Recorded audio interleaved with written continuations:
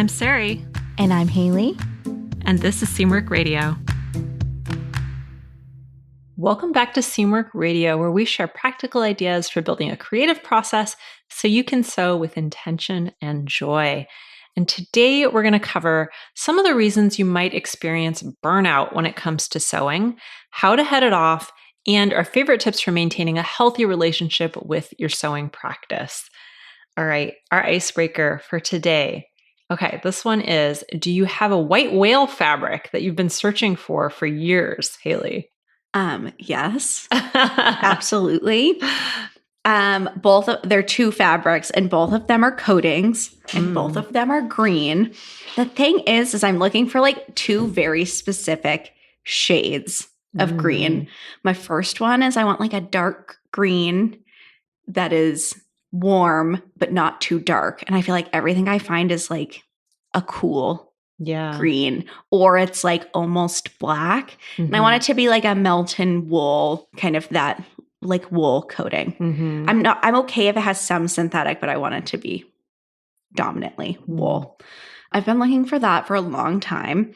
The other coating I've been looking for is I want some kind of like coating that has some kind of nap to it. In like a green leaning chartreuse color. And I have not been able to find it. I have maybe been searching for that one for like at least 7 years. Really? Wow. And I have not been able, it's like a fantasy coat of mine, have something in that fabric, and I have not been able to find it. So if anyone listening finds it in the wild, let me know. Email us. It sounds like you might be able to find some, I would imagine you'd be able possibly to find some like vintage options for a color like that. Possibly. I've looked like on eBay and Etsy and like the, the usual places. I'm not like looking like every single week, but it's one of those things that anytime I go to a new fabric store, anytime I hear about a new online fabric store, that's what I'm looking. I always look for it. Oh, wow. You should do a saved search on eBay. I should. If you haven't already. I found some good stuff that way. Yeah, those are my white whales. What about you? I want to hear about yours. Okay, so for me, the one that comes to mind, I haven't been looking for it for that long, but I'm looking for a linen that has like metallic threads. Well, not throughout the whole thing, but like in narrow stripes throughout it. Okay. That's what I'm looking for, like a striped metallic linen. And I have not been able to find it. I found metallic linens that have metallic threads throughout the entire piece. And I've found, lots of other really cool linens, but nothing that has exactly what I'm looking for. Thanks, Lucy. Lucy just shook off here. I've seen that kind of metallic stripe in gauzes before, but I don't know if I've seen a linen like that. That's a good one. Yeah. That's what I've been looking for quite a while, and I can't. There's so much linen out there, and I just haven't been able to find it. So that's mine. All right. Well, if you have an icebreaker question for us for a future episode, Seamwork members can leave it for us at seamwork.com/go/icebreakers. That'll take you to a thread on our community where you can share your icebreaker question, and we'll probably use it on a future episode. We love hearing your icebreakers. Okay. So let's get into our topic for today. So we're talking about burnout today, and specifically burnout when it comes to sewing. And when your favorite creative practice makes you feel burned out, that can be really upsetting and really frustrating. And I think often when we start to feel like we're not doing very much in regards to our creativity, our instinct can be to create a to-do list and start checking it off. But sometimes scheduling your creativity burns you out on it even more. At least I feel that way. So I think a lot of this can be really tied up in our expectations of ourselves and of our projects. And maybe we think that we should be sewing more often, or maybe our last few sewing projects just felt like big disappointments. But lots of times feeling turned off by sewing can stem from shoulding ourselves, just telling ourselves we should be doing this or we should be doing that. I know I've experienced this myself. And I have some ideas about how you can tackle this just from my own experience. And we're going to talk about those today. Mm-hmm. So there's the shoulding, all that internal pressure. Oh boy, Lucy's really going to town over here. The pressure can also be external. So maybe you have circumstances in your life that make sewing just feel like the last thing that you want to do. Maybe you're just going through a really challenging period, or you're just really, really busy. There's lots of reasons why sewing might take a back burner. So we're going to discuss these things and talk about some strategies that you can implement if you're feeling that way. So let's start by just talking about this in general. Haley, how many projects would you say that you complete in a year? I would say like in the ballpark of 9 or 10. Like I don't really have a need for sewing like much more than that. Mm-hmm. Yeah, I feel like mine are probably about the same. I'd say probably somewhere between 9 and 15. It just really depends. It does. Me. Yeah. You know, some months I feel like I do a lot, and then some months I don't for quite a while. Yeah. So definitely. And then I feel like, sometimes, for instance, I am in dire need of some new t-shirts. So I'm going to batch sew some t-shirts in the near future. And so that'll make my number like a little higher for the year, because I'm going to be batch sewing some stuff. And that's not something I need to do every year. Yeah, for sure. And I have gone through a few easy projects this summer, but then now I feel like going into fall, I've got some more difficult, challenging, longer term projects on my mind. So it just really, really depends for me. So of your 9 to 15 projects a year, how many do you feel like are a flop on average? Boy, now she's crashing into things. Having a puppy, you guys, is not a quiet experience.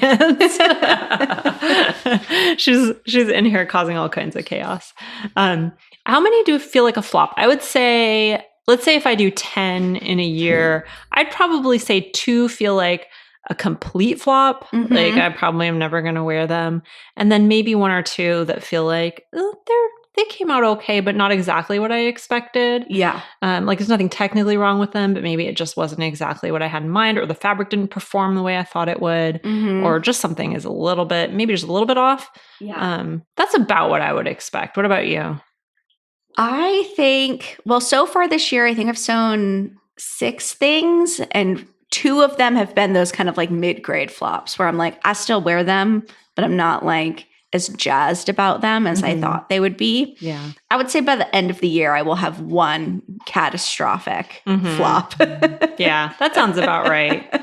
Or just like nothing is what you thought. Yeah. We're like, I'm going to have to like reuse this fabric for something else, or like get really creative to redeem this somehow. Yeah. I mean, it's often about the fabric, I think. I think that's usually like 90% of the time when I have a flop, the fabric didn't do what I expected it to do. Yeah. Yeah. Which I think is one of the hard parts about home sewing versus the world of ready to wear, is that you're using a different fabric every time you make it. Yep. It's a lot less like, trial, Yeah. until you try it. So how does it make you feel when you feel like you depart from that average, whether that's like your average number of things you're sewing or like your average number of sewing flops? Well, I think when I feel like I'm not doing as much sewing, I usually see that as a signal that maybe something is a little bit off. That I feel maybe a lot of busyness in my life, or I'm just maybe not feeling myself. To me, I see it more as a signal, because I love sewing so much and it's so fun. And if I am not making time for it, I try to investigate the reasons why. So I think in terms of having flops, if I have more flops than usual, I don't know. I mean, it feels bad in the moment, but I don't really chalk it up to anything. It just happens. You know, we all have good moments and bad moments when it comes to making stuff. So I don't think it has any huge significance for me, but it doesn't feel great at the time. What about you? I think that when I'm sewing less frequently, most of the time I can treat it kind of neutrally. And that comes from a place of like sewing long enough that I know that I have seasons in my life where I sew more and some when I sew less, and that's fine and normal. But sometimes it could make me feel a little bit like an imposter. Yeah. Know? Yeah. It makes my like imposter syndrome rear up a bit. My job is like, I'm a designer. I work in the sewing industry. And so you're like, I think I should myself a little bit like, oh, I should be sewing more. But then when I check in with my values, it really suggests otherwise because I don't find a need for more clothing than what I actually am able to sew. So that is comforting. When I have a lot of failures in my sewing, I'm actually better at treating that neutrally because it just happens. Like it just kind of is what it is. And over the years, I've gotten like a thick skin for actually failure in general. I'm like a really graceful failure. Yeah. You can't have the wins without the fails. Yeah, right? It's not possible. You can't get better if you're not failing. So yeah. That's what I try to tell myself anyway. All right. So my next question is, when you go through like a particularly stressful time in your life, when you have those like external circumstances going on, do you find yourself leaning into sewing more in those times, or do you find yourself avoiding it? I would definitely say I avoid it in those times more. And I think that's because it's usually when I'm going through a stressful time, I feel a lot of time pressure and I have a lot of other things to attend to. So it feels like something that it just adds more stress. And I think that's because sewing in particular, it's not a passive hobby. It's not like an easy passive hobby in the way even knitting can be, because you can, if you're doing it, depending on what you're knitting, if you're doing an easy knitting pattern, it can be something portable where you're just using your hands. You're not really thinking that much. Sewing requires a lot of mental work most of the time. I think that's the difference between sewing and quilting, although I think quilting also requires a lot of mental work, but there are at least periods in quilting where you can just sew, just stitch. And I feel like less so with making clothing. That's, I think, a big reason why. There's also a lot of setup, a lot of different things to take care of when you're sewing. And to me, it just adds more to think about. Yeah. So it doesn't clear my mind. It's very like high involvement kind of hobby. Yeah, exactly. What about you? It kind of depends on like the source of the external pressure. I feel like when the source of it is like a lack of time, then I agree. I totally I'm like, no, lack of time or lack of energy. I definitely put sewing on the back burner. But when the source of the stress is something that like makes me feel like I want more alone time, then I lean on sewing a lot more because, sewing is like can be and often is quite solitary. So that is something about it that I relish in those moments where I feel like I need more opportunities to step away. That actually makes me wonder if now that so we're recording right now in my new sewing studio, which is a converted shed in my yard. And I moved all my sewing stuff in here. And I do wonder if that'll change now that I have a private space away from the house that's not my office where I work, and having like a space to come to that I'm going to, make very peaceful and very cozy and feel like I can just step into it and get away from everything. I do wonder if that'll change my relationship with sewing. Yeah, I would wager it will. Yeah. Well, we'll see. We'll come back to that idea in a future episode and talk about it, I'm sure. Okay, so let's dive in to these tips. So we have 10 of them for you today. So we're going to power through these so you can take them all in. So tip number 1 is to turn down the noise. So if you're finding that the thought of your next sewing project gives you nervous sweats, maybe it's time to turn down the volume a little bit. You're likely receiving a lot more information than you can process and you can express. So lots of times when I start to feel overwhelmed, I like to turn down the noise. And what I mean by that is I take a break from reading sewing blogs, take a break from social media for a bit, and kind of turn inward, taking some time to sketch my dream outfits or pull some swatches and listen more to like that internal creative voice and the input of everything around you. Yeah, absolutely. I think, I just took a sabbatical for the last month, for the month we're recording this in August, and that was in July. I took off from work, so I had more time to be with my new puppy, for one thing. But anyway, the thing that I noticed when I came back, and I wrote about this in my personal newsletter, is that there's just so much stuff coming at you that you can really just ignore. You can just shut it all off and nothing's going to burn down. You're not going to miss anything, honestly. Like if you don't look at social media, if you don't check your email, if you don't do those things that you're used to doing that provide all that input, your life will be better, most likely, and you won't even notice what you're missing. Yeah. So that's just been my experience anyway. Maybe that's not true for everybody, but for me that was definitely the case. So I fully endorse this tip. All right, so our next tip is to embrace more sporadic sewing. So if you're feeling a lot of pressure to create at a consistent rate, or if you're going through one of those periods where you're just not creating, it's okay. That's fine. Creativity ebbs and flows. And if sporadic creativity works for you, then that's totally fine and that's totally acceptable. So creativity naturally ebbs and flows, and forcing yourself to do things that you don't have to do and it's not making you feel good, what's the point of that, right? So just embrace it. Embrace sporadic sewing and jump back to your machine when it feels right. And then be gentle with yourself and be gentle with your creativity when you aren't feeling inspired. Because I think one thing that I think can happen is if you force yourself to do creative things that you don't really want to do, then it can create an aversion to it, and it can feel like a chore. It can feel like work, and that's not something you want. Because once you start avoiding that thing or feeling negatively towards it, then it can be hard to recover from that. Yeah, I think I would say that sporadic sewing is like my secret for loving sewing, even though it's what I do for work and play, is I just kind of like do it when it feels good. Yeah, absolutely.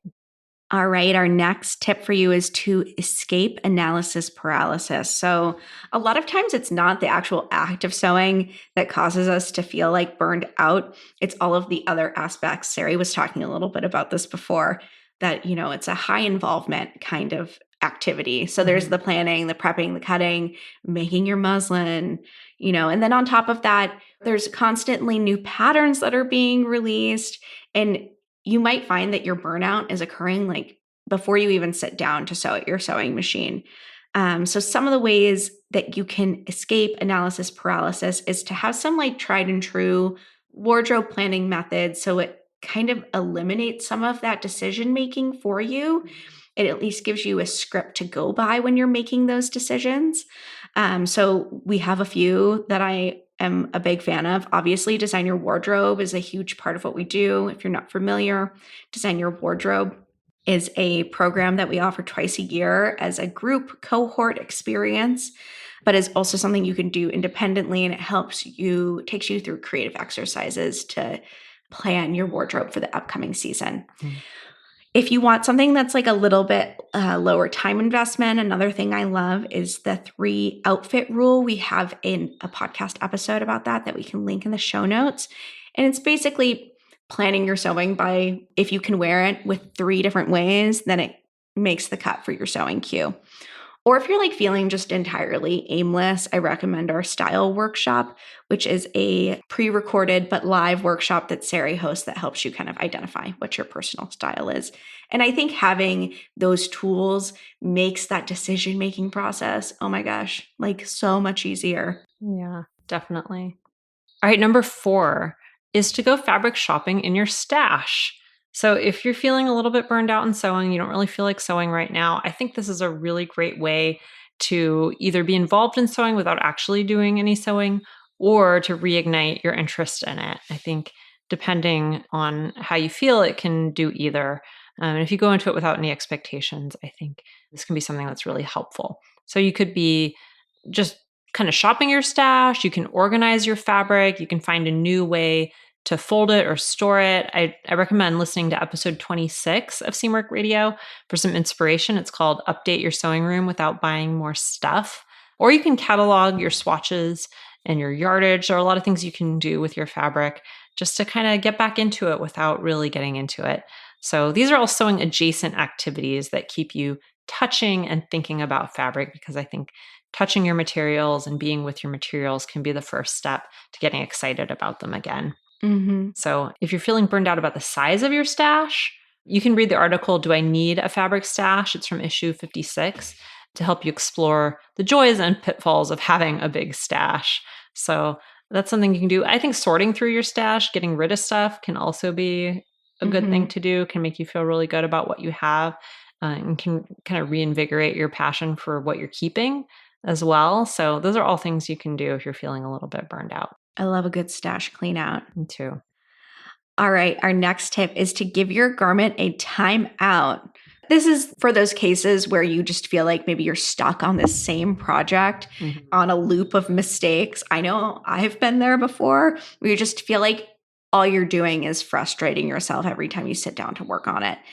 So if you're really struggling with it, maybe you're having some sewing fails, maybe you're struggling with the fit, just take a beat and gather yourself, gather some support. I recommend putting your garment out of sight, put it in a box, put it in a drawer, ball it up and throw it into the depths of your closet. I don't know. And I think that you can kind of take two approaches here. You can either physically step away from it and take some time to regroup, to do a little bit of research, to maybe like get to the root of what's going on. Maybe you don't have the right tool. Maybe you need a fitting resource that would be helpful to help you work through an issue you're having. Or maybe you just need to move on to a different project. But I think that there's not necessarily anything noble about pushing through pain. I think sometimes you just need to give yourself some grace and let the fail be a fail. Yeah, I think that's totally fine. Acceptance is a big part of what I'm hearing here. Yeah. Number 6, don't mimic fast fashion. Find your own pace. I think this is a really interesting thing to think about because there's this whole movement towards slow sewing, and that's something that I really believe in. It really helps me to embrace that. And if you started sewing to escape fast fashion, then why would you want to replicate fast fashion in your sewing room? You don't need to churn out garments at any pace other than the pace that works for your schedule and your own personal goals. I think there's a lot of pressure to always have new things and to keep accumulating stuff, keep accumulating clothing. Personally, I love clothing. I get a ton of ideas and it makes me want to sew all the things. But at the same time, I know that there comes a point where you have enough. And finding the pace that works for you and not pressuring yourself to always come up with something new, I think can be really, really helpful. I think there's so much in our world that tells us we need more, and it's not necessarily the case. All right. So our next tip is to have some playtime. So we had this really great interview quite a ways back on the podcast with Christy Johnson. If you want to listen to that, the episode's called Creativity is Magic. And that is episode 24. And she said something that I thought was really powerful. What she said is that through this play, I learned not to be too attached to the process of making. It becomes a natural part of my existence. And it's what I return to regularly when I'm feeling out of balance. I just think this is such like a powerful perspective. She takes a really playful approach to making. And I think that could be a really useful tool to us when we feel like we're treating sewing like it's our job and not like the fun, playful thing that we want it to be in our life. You can definitely check out that podcast episode or read more about her on seamwork.com. We will link that in the show notes as well. Yeah, that was a great episode. Really, really inspiring. And I think her work is really amazing too. Definitely worth checking out. All right, the next tip number 8, is to declutter, mend, or take inventory. So if the idea of making something new stresses you out, then take some time to appreciate what you already have and repurpose what you already own. I love this one because this just came up for me yesterday. So over my break, I dug out of my mending pile this dress that I'd had that is kind of like a little strappy dress that had spaghetti straps. And when we first moved into our new house 2 years ago, our dryer kept catching things. It had like this lip that was sticking out and it kept tearing up my clothes. Or not, I would say kept, but like 2 loads, it tore up some of my clothes before we fixed it. And this dress got torn like before. I think I'd worn it one time, and then the strap got completely torn apart and I wasn't sure how to fix it. So I had it in a mending pile forever. And then over my break, I finally sat down and mended it. And I've been wearing it all the time ever since. And it just feels so good to wear something, get use out of something that had just been sitting there collecting dust. So highly recommend this one. And it's something you can do, if you have, for me, it was something I could do while my puppy ran around. And I'm sure if you have little kids or, just a busy life, things going on, it's something you can do. And it probably is not going to even take you that long. Yeah. Or you could reach into that pile of unfinished projects, because I know I have those where it like just needs elastic in the casing or a hem or something like that. And it can be really gratifying to just finish up one of those. Yeah, absolutely. So definitely I endorse this one wholeheartedly as well. All right. Our next tip is to phone a friend. So if you have a creative buddy, I think that I do this all the time if I'm feeling like a little like burnt out, if I need some inspiration, if I just like want to talk about what's bumming me out about sewing, I just send a text to one of my sewing buddies or plan like a little creative date with them. Maybe it's like a little crafting, so not quite sewing, but something creative. You can go to a fabric store. I have a friend that we regularly do a brunch and fabric store Sunday, and I highly recommend it. And if you don't have the privilege of having friends near you who are into sewing, I definitely recommend checking out the Seamwork community. If you are a member to Seamwork, you have access to our amazing online community, and people are constantly making new friends on there. And lots of times they're making friends that are nearby to them, and people do little meetups. And I think that it's just the coolest resource. Yeah, there's definitely groups forming, and that's something we're going to be really focusing on more and more, is trying to help facilitate that as much as we can, because it's such a wonderful thing to have sewing buddies in your area, people that you can meet up with and talk about sewing, go fabric shopping, just have fun with. So I love that aspect of the Seamwork community and how that's growing. Really cool. All right, the final tip I have for you today is to let go of productivity shame. So in the article we have called Letting Go of Productivity Shame from issue 67 of Seamwork, we encourage you to be gentle with yourself when you don't feel like sewing. So if you let go of this pressure that I think we all feel to always be productive, then that's when sewing can start to feel more like self-care and less like just another to-do item. And I think this goes for things other than sewing. I think any pleasurable activity that you have in your life can start to feel like something you should or have to do.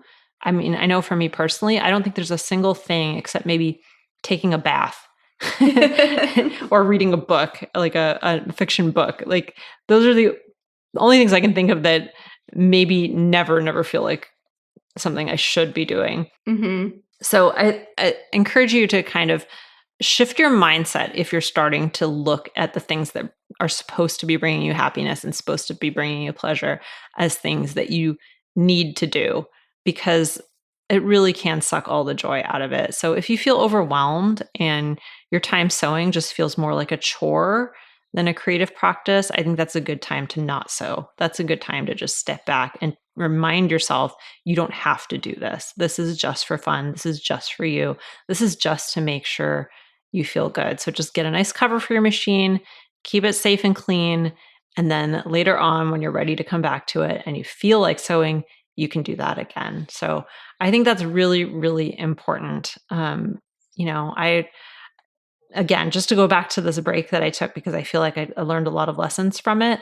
I found personally that I was getting really burned out on all the things that are supposed to be making me feel better. Because there's just so many things people tell you to do in order to be happy and be fulfilled and be well balanced and have good mental health and could have physical health, all the things. Like you could have like a 20-part perfect morning routine and a 20-part evening routine. And then on top of that, you've got work and you've got kids and you've got, all the things, pets.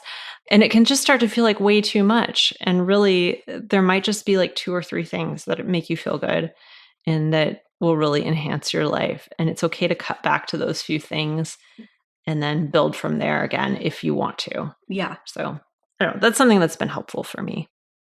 All right. Well, those were our 10 tips on facing burnout and heading it off before it starts when it comes to sewing. So Haley, what's your favorite tip from this episode? I have to go with sporadic sewing because sporadic sewing is my jam. I find that it's the way that I can really enjoy my craft the most without placing too much pressure on myself. Yeah, that's a good one. I think mine is actually having some playtime. I think that is a really fun way to remind myself that sewing can be fun. It's something I've been doing a little bit lately, just making some really easy, quick projects with scraps. And I get a lot of joy out of that. It's really fun. So that's definitely a tip that I would encourage you guys to try if you're starting to feel like, or you just need a little break. Sometimes you just need a little break. You don't have to be even in burnout mode. Yeah. You just need a little pause. All right. Well, one thing I wanted to mention before we wrap up today is the style workshop, which is something that we've talked about a few times. So the style workshop is a hands-on workshop that walks you through 10 exercises to help you identify your core style. So it's a really great process to go through before you tackle any other sort of wardrobe planning. And it's free for Seamwork members, but if you aren't a member, it's only $10. So very, very affordable. So if you're not a Seamwork member and you want to join Seamwork, remember that podcast listeners get 50% off the annual membership. So you can find that at seamwork.com/go/podcast50. And if you want to check out the style workshop, you can find that at seamwork.com/go/style-workshop. And we'll put those links in the show notes on our website. And if you liked this episode, please consider leaving us a 5-star review. It really helps other people to find the show. It's the best thing you can do if you enjoy the show and you want to give back. That's really the way to do it. So we have one today from Katie Quilts and Sews. And she says, she gave us 5 stars and she said, comforting and informative. I've now listened to 100 episodes, so it was time to figure out how to write a review. These shows have been so comforting to me, important for a school psychologist and a great escape. Haley and Sarai chat with good humor and allow their audience to get to know them. That's fun. They actually educate too in the most pleasant way about lots of different aspects of sewing, including the mental components. I'm actually a member of Seamwork, but have been so busy at work, I have hardly tapped into a fraction of the benefits. Just learned on a recent podcast, they have discount codes for lots of fabric stores. The one time I used the community and asked about sewing tables, lots of folks jumped into the discussion, even with pictures to help me out. Thank you for all your information, for being your shining selves on this podcast. 5 stars, and then 5-star emojis after that. So she gave us 5 stars 3 times. Wow. Thank you, Katie. That's really, really, really nice. And it's great to hear that you're getting so much out of Seamwork too. That's really, really cool and nice to hear. And yeah, you're right. The Seamwork community is outstanding. Like you will always get such helpful responses there. Yeah, 5 stars for them too. Yeah, people go out of their way to be helpful there. So that's really, really awesome to hear from you. All right. Well, if you want to find us on other places around the internet, you can find us on YouTube at Seamwork Video. Haley and I make videos there all the time. So if you like the podcast, you'll probably like our YouTube channel, and that's Seamwork Video. You can find us on Instagram at Seamwork. And if you'd like to join Seamwork and become part of our private community, plus get access to hundreds of sewing patterns and dozens of sew-along classes, our podcast listeners get a 50% off lifetime discount when you join at seamwork.com/go/podcast50. So once again, that's seamwork.com/go/podcast50. And that does it for us this week. I'm Sarai. And I'm Haley. And this is Seamwork Radio. Seamwork Radio is brought to you by the team at Seamwork. Seamwork's an online community that supports you in creating a wardrobe that feels right for you. When When you join us at Seamwork, you become part of our private community of makers, and you also get access to monthly sew-along classes, a library of over 200 sewing patterns, and tons of great resources to help guide you through the sewing adventure that you choose. Podcast listeners can get half off a Seamwork Unlimited membership, which means you can download as many of those 200 plus patterns as you want at any time, and our community will be there to guide and support you. If you'd like to join us for half off, just visit seamwork.com/go/podcast50. You can also find us on Instagram at Seamwork or visit our YouTube channel, which is called Seamwork Video. We love hearing from you, so let us know if there's a topic or a personal story that you'd like us to cover. Thanks for listening to Seamwork Radio.